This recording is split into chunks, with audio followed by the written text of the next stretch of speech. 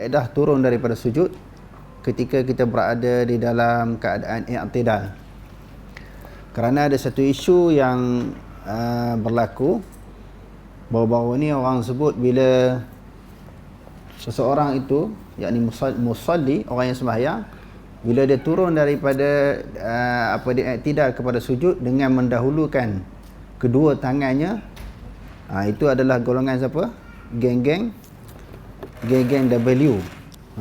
Tahu tak geng-geng W siapa dia? Jadi sebenarnya kafiat turun daripada rokok kepada sujud ini, kafiat ataupun cara turun daripada rokok kepada sujud ni, dia ada dua kafiat. Kafiat apa makna? Maknanya dua cara, dua kaedah. Kedua-duanya betul. Tak terkeluar daripada mazhab yang empat. Kerana di sana ada beberapa hadis Nabi yang menyokong pendapat, kedua-dua pendapat. Sama ada pendapat yang mengatakan disunatkan mendahulukan menurun dua kaki, selepas tu tangan, ataupun mendahulukan tangan, selepas itu kaki. Biasanya ketika kita sembahyang, daripada i'tidal turun kepada sujud ini, kita dahulukan apa? Kaki dulu ke tangan dulu? Kaki dulu. Ada tak dari kalangan kita yang mendahulukan tangan? Daripada i'tidal tu turun dengan mendahulukan tangan, selepas tu kaki. Tak ada. Kalau kita baca di dalam kitab-kitab fiqh dalam semua mazhab, ataupun kita belajar hadis Nabi, kita akan jumpa kedua-dua dalil. Jadi di depan saya ni, saya buka kitab yang dikenali dengan Majmu' Imam Nawawi. Bagi mazhab Syafi'i, dia sunat mendahulukan kedua kaki. Wa mazhabuna annahu yustahabbu an yuqaddama fi sujudi rukbataini. Dia kata mazhab kami, iaitu mazhab Syafi'i, bahawasanya disunatkan didahulukan pada sujud itu akan dua lutut. Itu mazhab kita Asy-Syafi'i. Summal yadain, selepas dua lutut diikuti dengan dua tangan. Summal jabhah, lepas tu diikuti dengan dahi. Wal anfi, dan juga hidung. Anggota sujud ada berapa? 7 kan? Salah satu daripadanya jabhah, dahi. Kalau hidung kena lantai ni wajib ke sunat? Hidung ni sunat sahaja bagi mazhab kita Asy-Syafi'i. Qala Tirmizi wal Khattabi wa bihadza qala aktsarul ulama'i. Imam Tirmizi dan Imam Khattabi kata, inilah pendapat kebanyakan ulama. Pendapat kebanyakan ulama maknanya mendahulukan dua kaki daripada dua tangan. Wa hakahu haidan al-Qadhi Abu Tayyib, dan telah menghikayatkan juga oleh Qadhi Abu Tayyib min amatil fuqaha'i, daripada kebanyakan ulama-ulama fiqh. Jadi kebanyakan ulama fiqh kata kena mendahulukan dua kaki daripada dua tangan. Wa hakahu Ibnul Munzir, juga menghikayatkan akannya, menyebut akannya juga oleh Ibnu Munzir an Umar bin Khattab, daripada Umar bin Khattab. Maka Sayyidina Umar pun berpendapat bila turun kepada sujud mendahului dua lutut daripada dua tangan. Radhiyallahu an, semoga Allah Subhanahu wa taala meredha akannya. Wan Nakhai, dan juga Imam Nakhai. Wa Muslim bin Bashar, Muslim bin Bashar, wa Sufyan Ats-Tsauri, dan juga pendapat Sufyan Ats-Tsauri, wa Ahmad, wa Ishaq, wa ashabur ra'yi, begitu juga pendapat-pendapat ashabur ra'yi. Ashabur ra'yi ini maknanya iaitu ulama-ulama Hanafi.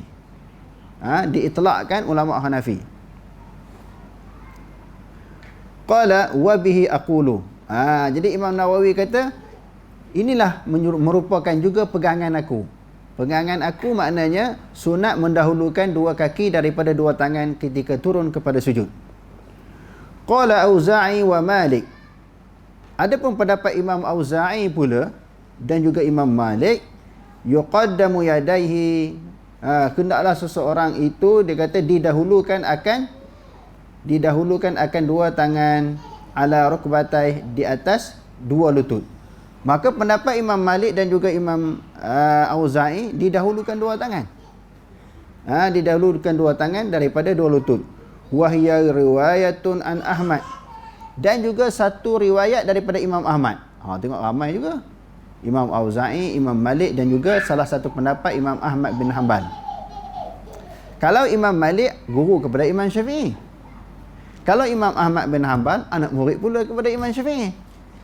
Imam Malik guru Imam Syafi'i, Imam Ahmad bin Hanbal anak murid kepada Imam Syafi'i. Jadi bukan pendapat yang terpencil. Pendapat yang mengatakan disunatkan mendahului dua tangan daripada dua kaki ketika sujud, bukan pendapat yang terpencil, pendapat yang syaz, pendapat yang pelik dan ganjil, ataupun pendapat yang terkeluar daripada mazhab yang empat. Tak ada terkeluar. Ni ramai juga ulama yang menyokong pendapat yang kedua ini. Wa ruwiya an Malikin, dan diriwayatkan daripada Imam Malik, annahu yuqaddamu ayyuhuma, didahulukan yang mana satu syiar yang dikenaki, wala tarjiha, tidak ada tarjih. Bagi Imam Malik kata tak ada tarjih.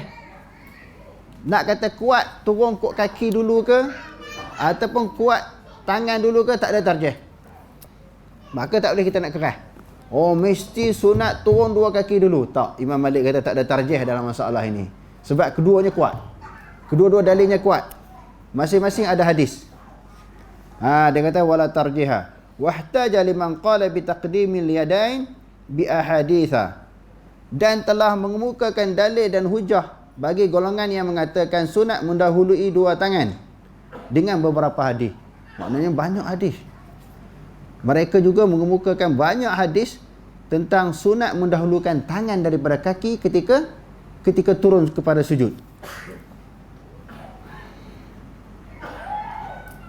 Waliman qala bi aqsihi bi ahadis, begitu juga orang yang mengatakan turun kaki dulu pun mengemukakan hadis-hadis yang banyak juga. Maka dalam bab ni seri. Imam Malik kata seri, tak ada mana-mana tarjih. Jadi sama-sama kuat. Tengok Imam Nawawi ni, dia ulama besar dalam mazhab Syafi'i. Dalam mukadimah tadi pun dia dah sebut mazhab kami turun kaki dulu. Tetapi ketika perbahasan mengemukakan dalil dan hujah daripada kedua-dua golongan ini, semua dia datangkan hadis, dalil daripada hadis Nabi. Wala yazharu tarjihu ahadil mazhabaini min haitsu sunnah, tidak zahir. Lalu Imam Nawawi rahimahullahu taala membuat kesimpulan, zahirnya tidak ada tarjih salah satu daripada dua mazhab. Nak kata turun kaki dulu tu kuat, tak boleh tarjih. Nak kata turun tangan dulu kuat, tak boleh tarjih. Sama-sama kuat. Dan sebahagian daripada sahabat, apabila umur mereka meningkat, badan mereka pun bertambah berat, sebahagian sahabat ni turun dengan tangan dulu daripada kaki. Jadi bagi orang yang berbadan besar, maka aula bagi dia, utama bagi dia, afdal bagi dia turun dengan tangan dulu daripada kaki. Kita dah bahas panjang semasa dalam pengajian hadis dulu. Begitu juga bagi ibu-ibu yang mengandung. Jadi dia bawa badan yang berat, sukar untuk dia turun kaki dulu, dia boleh menggunakan, dia turun tangan dulu ketika sujud. Jadi kalau bagi sesiapa yang berpegang kepada pendapat yang kedua ini, maka mereka juga ada dalil. Mereka juga ada dalil daripada hadis-hadis Nabi. Jadi ala kulli hal, di dalam masalah meletakkan ataupun menurunkan yang mana satu, sama ada kaki dulu ataupun tangan dulu, kedua-duanya sama-sama kuat. Sama-sama ada dalil daripada hadis Nabi. Terpulang kepada mana-mana pihak. Ikut keselesaan masing-masing. Jadi kalau kita berpegang kepada salah satu daripada kedua pendapat ini, maka di sudut hukum fiqahnya dia tidak terkeluar daripada hadis Nabi, tidak terkeluar daripada mazhab yang empat. Kedua-duanya sama-sama rajih, sebagaimana keputusan ataupun kesimpulan yang dibuat oleh Imam Nawawi. Wallahu alam, aqulu qali hadza wastaghfirullahal azim li wa lakum. Wassalamualaikum warahmatullahi taala wabarakatuh.